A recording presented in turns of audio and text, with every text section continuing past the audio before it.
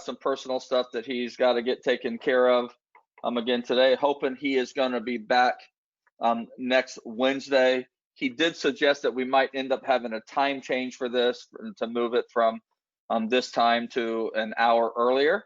So wherever you're watching this, we're thinking about it's going to be 9 a.m. Pacific time on Wednesdays. That is not official yet. That was just a note that I saw just as I was finishing up one call and trying to get logged in to this one. So anyway, you got me again. I'm filling in. I'm happy to answer any questions that you have. For those of you who do not know me, I am David Bartels. I am the broker owner of a short sale negotiation company called Home Loan Advocates. I am also the broker and owner of Help You Sell Full Service Realty, and that company is soon to become Everhome Realty, which is a technology-based company that is allowing sellers to leverage technology to sell their home the same way buyers have used technology to buy a home for very many years. So we're very excited about that. I know every week I'm saying we're soon to be Everhome. I think last week I even broke down and showed some of the software that we were doing, which was top secret, by the way. I got in trouble from my team for doing that, but nonetheless, I couldn't resist. I think it's really incredible. We are exceptionally excited about what we're doing. We are waiting for DRE licensing to come through, and there are some really incredible developments on how we're using blockchain in the escrow and title policy to provide a higher level of security and to also lower costs and provide better service. So there's a lot going on in the property technology world. We are at the leading edge of that, and we are very excited about what tomorrow looks like for us and for the real estate business in general. So in terms of news that's happening, we usually start with a little news that's going on. And there's lots of things that are happening. I was reading some of the headlines yesterday and today that were saying that we had the largest increase in sales in residential resales, not new homes, but resales between June and July that we've ever seen. The number was 25% jump from June sales to July sales. And I would not be surprised at all if that number increased to again from July to August when the dust settles on that. So I thought that was a really big, important news headline. The other thing that I observed was the number of foreclosures. So we're seeing the number of people that are paying their mortgage has improved. In other words, the number of people who are not paying their mortgage is going down. So like the initial rush is over and a lot of people have resumed. But there is a very high number of what they call serious delinquencies as a result of COVID. We're also seeing news that that eviction moratoriums are being eased or removed, and foreclosures are starting up again, or not foreclosures, but evictions are starting up again all over the country, and that is creating some angst among renters and landlords themselves. Nobody wants to be able to get it done. A lot of businesses that closed temporarily don't seem to be reopening. I don't know what those numbers are. And in spite of all of those headlines, what I note is that business is robust. That for us anyway, business is better than it's ever been. We've got more transactions in escrow than we've ever had. Our pipeline is burgeoning. We can't hire agents fast enough. We can't get them in the field fast enough. We are generating 50 or so appointments a week for a very small handful of salespeople. We've had to hire showing agents just to fill in the blank and pay them salaries to be able to get it done. Things are going very well from a business perspective, but that's our perspective. So I'd like to know about your perspective. I don't know if everybody is experiencing the kind of activity that we are experiencing. I think that if you talk to a real estate agent, they will tell you they're busy. But I often wonder what busy means. Does busy mean that they have a lot of transactions in escrow, or does busy mean that they're out looking at properties and writing offers only to get beat out over and over and over again based on the competition, the multiple offers that are taking place? So I'd love to hear some feedback from you guys about what is really happening in terms of activity. So Victoria is jumping in here. So San Diego, where her office is doing well, very well. They closed 40 transactions last month. So that's a lot of closings last month. How many agents is that, Victoria? How about I unmute you and we can have a conversation instead of this chat thing? Let's see if I can do that. Unmute Victoria. So Victoria, I can probably hear you now. Can you hear me now? I can. How are you? I'm fine. How are you? Good. So let's just chat about that a second. So you 40 transactions? Terrific. Well, we have more than me. Yeah, we have, agents in our office, probably active agents, probably 80, but some have sat by the side. So actually last month, the month before, we even did better and almost the same as we did last year. So we're having Right. bidding wars like you are. Yeah. With prices jumping higher than the selling price because of the multi offers. And Right. now we're going to have to think of strategies as if we represent a buyer just to get them, like even send videos of them, the buyers, just to grab the deal, because we want to support our buyers as well. Right. So it is a very competitive. I think this is true in a lot of markets, particularly in Southern California, where we have such limited inventory. So Yeah. Now, what is a typical number with 80 agents that you do a month in terms of transactions? 58. So you typically would do 50, 60 transactions a month? It depends, on who's active. You know what I mean? It's not everyone is active. Right. No, I understand. Although the office says they have 80. Yeah. So when you say 80 are active, is that what you're saying, or you're saying 60 No, are active? maybe 40. So 40 are active. So of your active people, active people are putting in one deal a month on average, basically. On average, but you're doing better, Okay. right?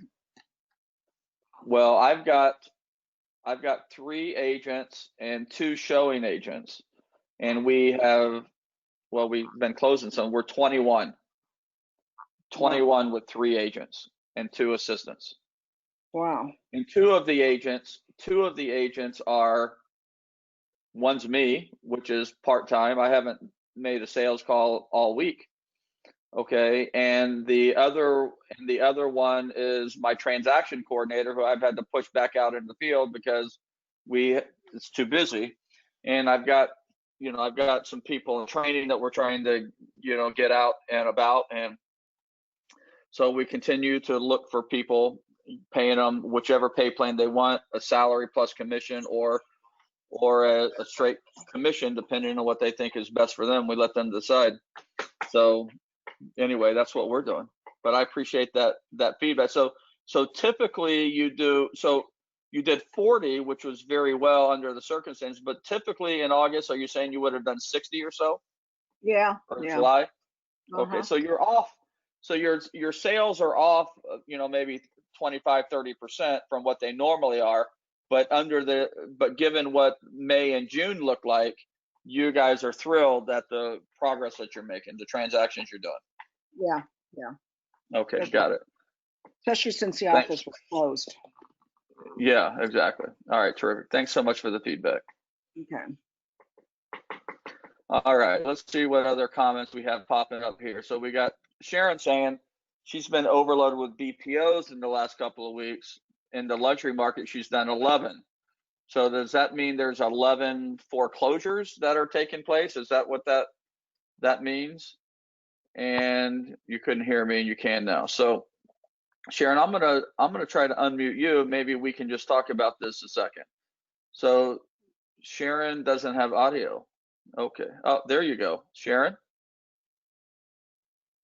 Sharon, are you there? Okay. Maybe not. So Sharon, what I'd love to know is I'm going to mute you again. Let me know if you want to chat. I couldn't hear you. I'll try unmuting you again. So you are unmuted, Sharon. So I don't know if you need to do something on your end. If you're talking, we can't hear you. So I'll just ask you the questions. And that is, are those BPOs, are they for refinances? Are they for foreclosures? Are they short sales? Tell us what it is. Tell us what you're doing there. So foreclosures. So you're seeing a surge in foreclosure activity. Now, I would be curious to know whether or not those were foreclosures that were already started prior to March, or those were things that have happened since the moratorium was lifted.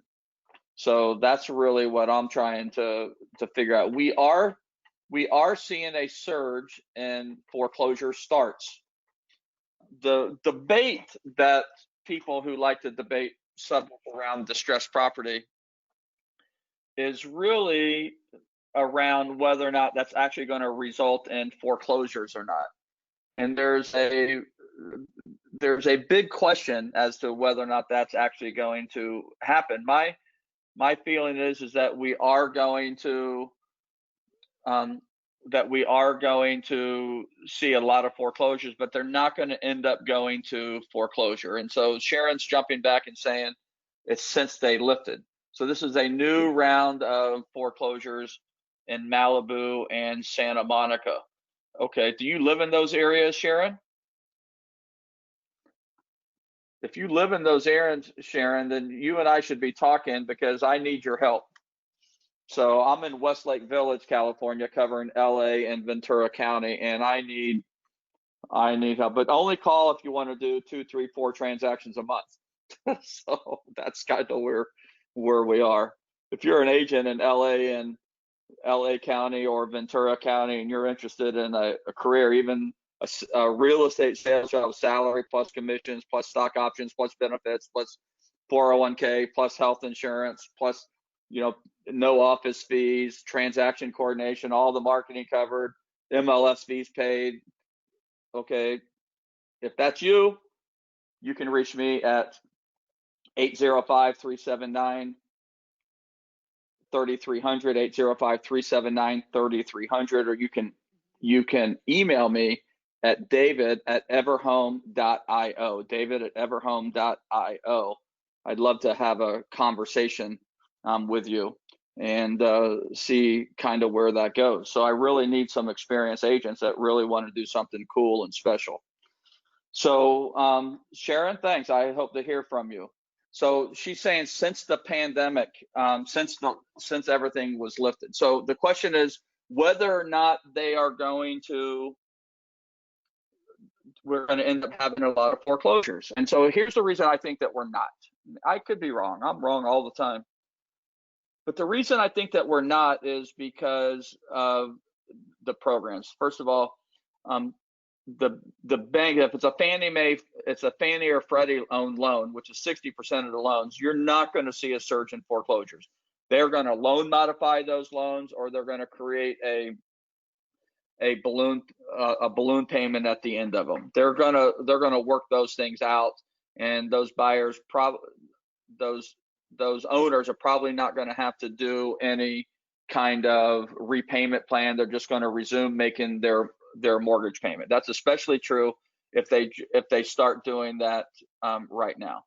So the other reason that now what about the other 40%? Well, there is a lot of pressure from Congress for them to also do workouts. And I think that you're going to see those happening. The people who are going to be in trouble are the people who are not able to resume making mortgage payments. So if their financial situation was set back, first of all, I don't know what the percentage was, but I hear the number was high, that a very high percentage of people who took advantage of the forbearance did not need a forbearance.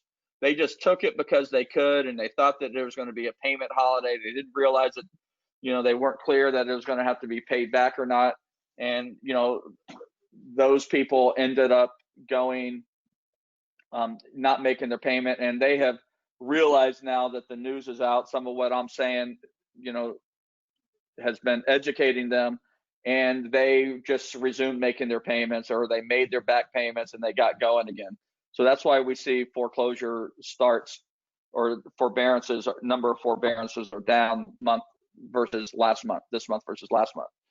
So you're going to see, so a high percentage of those people didn't need one. They took it out in an abundance of caution. The people who, and then a lot of people got furloughed, and they took their unemployment checks, and then they started paying their mortgage with that money.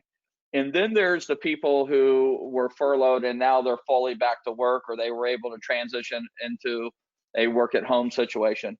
The people who are going to be in trouble are going to be the smallest percentage of people.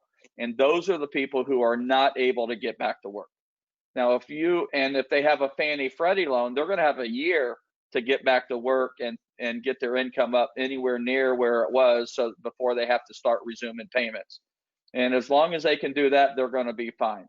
But the people who are going to be in trouble, who have sustained job loss as a result of this pandemic, their jobs were eliminated, or they're not able to work because they got sick, or whatever the case may be, those are the people who are going to have trouble. But by the time that gets filtered down, it's going to be a very small percentage, and it's going to have a nominal impact on what the foreclosures are. In California, the typical delinquency rate has been hovering right around 2%.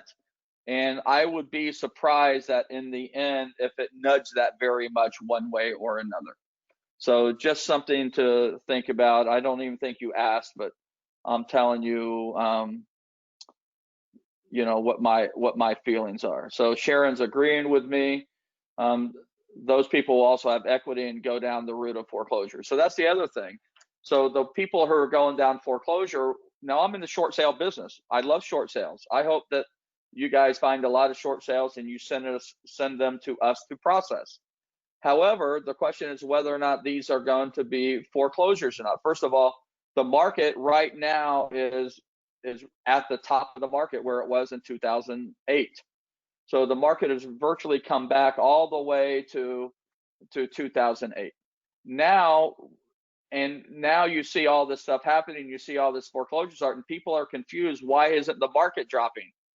Okay, well, just because there are foreclosure starts, doesn't mean there's going to be a foreclosure. We just talked about that.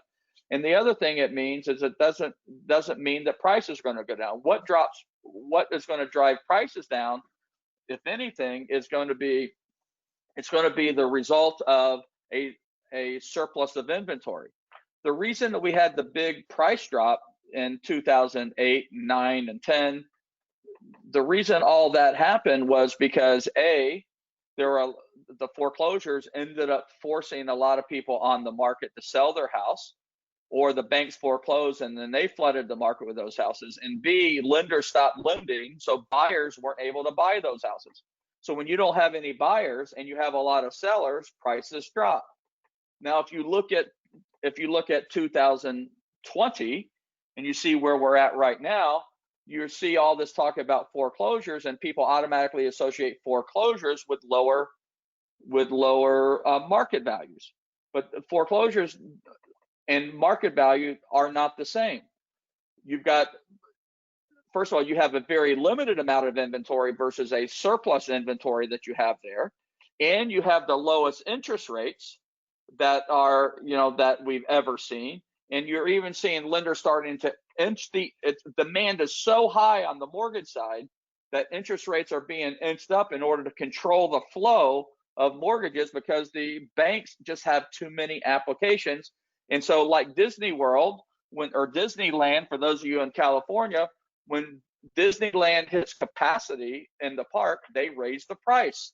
And that's what mortgage lenders are doing too. They've hit their capacity. They can't take any more guests, to use the Disneyland analogy. And so they raise prices. Visits drop, and then they gradually come back, and then they raise the price again. That's what's happening with mortgages. They drop rates, the pipeline fills, they raise rates to slow the pipeline down. So you've got an inventory shortage, and you have banks that are lending money just as fast as they can in between. And so you got buyers that are out trying to take advantage of these interest rates, and prices are not going down, they're actually going up. And most markets, at least in these limited inventory markets that I'm familiar with in California, we're seeing multiple offers on almost everything. And there is no reason to believe that prices are going to go down. The only scenario that would happen is if there is a bunch of foreclosures that result in houses going back on the market and foreclosure sales, or banks stop lending for whatever reason. The third reason that might happen is that this unemployment turns into a massive thing, and buyers are not able to buy because they don't have income anymore and they can't get a loan approved. But all three of those scenarios really have to take place in order for us to see a reduction in price. And if all you have is, if as long as inventory is limited, prices are going to be flat to up, maybe way up. And it almost doesn't matter what happens on the mortgage side or the unemployment side, unless it ends up pushing buyers to the sideline and they can't absorb even limited inventory. And that doesn't seem plausible at this stage. That's why I don't think that you're going to see a big drop in values, at least here in California. If you're in a market that's not having the multiple offer situation, I'd love to talk to you about what's happening in your market, but that's my 2 cents worth. Agree? Disagree? Let's talk it out. All right, Raymond, I've been living off referrals since last fall, both good and bad. Solo agent, I'm busy reconnecting. Right, and so that's really the challenge. What market are you in, Raymond? I hope you're going to answer Los Angeles or Ventura. I'm going to invite you to call me too. But I think this is really part of the challenge. There's a lot of people who are busy, but busy doesn't necessarily mean transactions in escrow. And when all of this really started, I made I didn't think it was going to last this long. Frankly, I was wrong, but I thought this would just be a month or so, and then we would just move on. It's obviously been much longer than that, since March and all this stuff happened, and it doesn't look like there's any end in sight, really. And so what I thought was that we would hit the gas, and I thought it was a great opportunity to grab market share. And that's exactly what we did. And we really focused on doing transactions. Now, we ended up doing a lot of transactions as a result of reconnecting, and we're still reconnecting. I have some clients that are older, that I, especially the older ones or the single ones, that I still check in with periodically. And I don't talk to them about real estate. I just said, hey, I was thinking about you. Now, I might have been thinking about them because I had a task assigned to me in our CRM, and that task said, check in with them. And so I would just call them, and I'd have a 10-minute conversation with them and never talk to them about real estate. Now, once in a while, we never had a conversation about real estate, but 9 out of 10 times, without me prompting them at all, without me asking them about real estate, before we hung up that call, they said, by the way, since I got you on the phone, let me tell you what we're thinking about real estate. And then they clarified where they were in that process, and it helped me really determine what the next logical step was for them and I to be able to follow up, so that I was available when they were available. And I spend a lot of time with people having this conversation with you, because there is a very large legion of people out there who are convinced that the market is getting ready to crash. They're absolutely convinced the market is getting ready to crash. I do not share that vision. That doesn't mean that I'm right. I just don't share that vision. All right. So Raymond, you're in San Diego. I'll be coming to San Diego to find you. Don't worry. So, all right. So, we've been on here almost 30 minutes now. I really want to try to shorten these calls up a little bit to make them easier for you to fit into your schedule, and to, and just kind of stay on point and make sure that we're giving you as much meat as we can, as opposed to, some fluff. I'm happy to stay on and go a little longer, but anybody have anything else, a burning desire, one more subject that we might tackle before we say goodbye for this week? Armando's asking, how sure are you that Fannie and Freddie will give out forbearance to defaulted homeowners? Well, I'm sure because Congress has legislated it. So as part of the SAFE Act, I think is what they called it, that they are mandated to provide forbearances up to 12 months. So what they do is they do it for 3 months, and then they extend it. Then they extend it up to 12 months on an as-needed basis. So everybody got 3 months without issue. And then if you needed more than 3 months, you had to prove that you needed the extra time, kind of like you have to prove you're qualified for a short sale or a loan modification. So that's why you're seeing a lot of people that are, the number of forbearance are down now, because people are just falling in line and making their payments and going from there. So that's why I know it's mandated. What I don't know is what the other 40% of loans are going to do. So for the most part, we think that they're going to follow Fannie's guideline. We think that Congress is probably going to end up giving them some money to sustain their cash flow so that they can do this. But for the most part, I think that you'll see workout solutions that allow people to get a loan modification or to get a forbearance plan, but they're going to have to resume making payments right away. I think that's what you're going to see with the non-Fannie Freddie kind of stuff.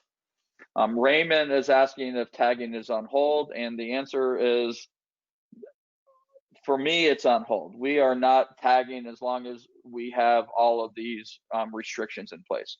So I don't know what your restrictions are in place. Put it this way: if somebody is not,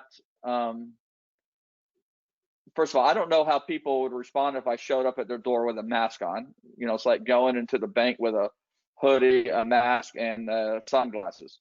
I'm not sure it's a good idea, but yes, we have put it on hold primarily because there's so much more business, out there. So it hasn't really been a non-issue. Now I have 2 or 3 of my own listings that are short sales that are in escrow right now, and we're focused on getting them closed, but we haven't really been generating new business unless it was just a phone call that we got from somebody. But because there's no foreclosures right now, there are no phone calls. We don't have, of the 30 something short sales that we are negotiating right now, zero have a foreclosure date. That had never happened before the pandemic. 0.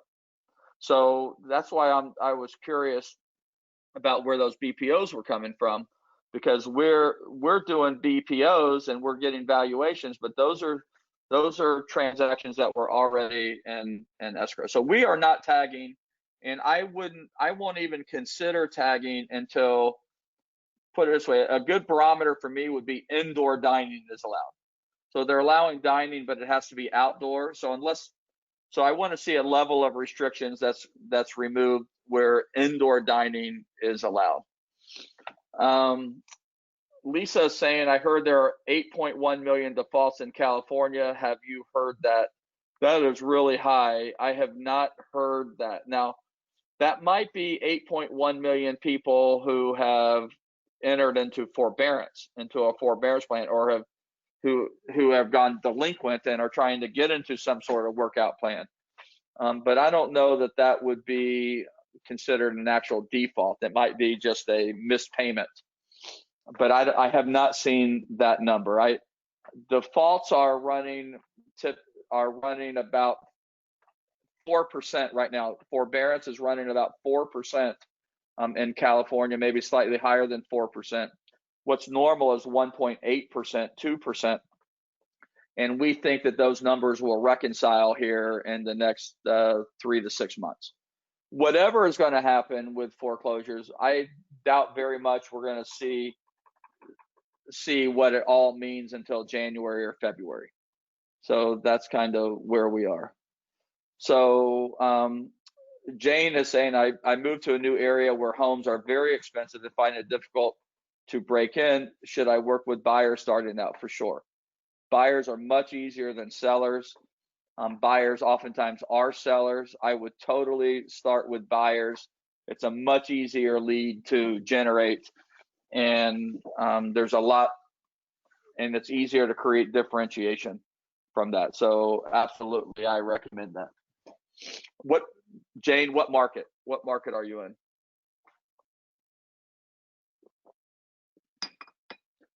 Well, while we wait for Jane, let me ask, Armando says, are you still processing NODs and NOT lists? I am not doing any distressed marketing right now.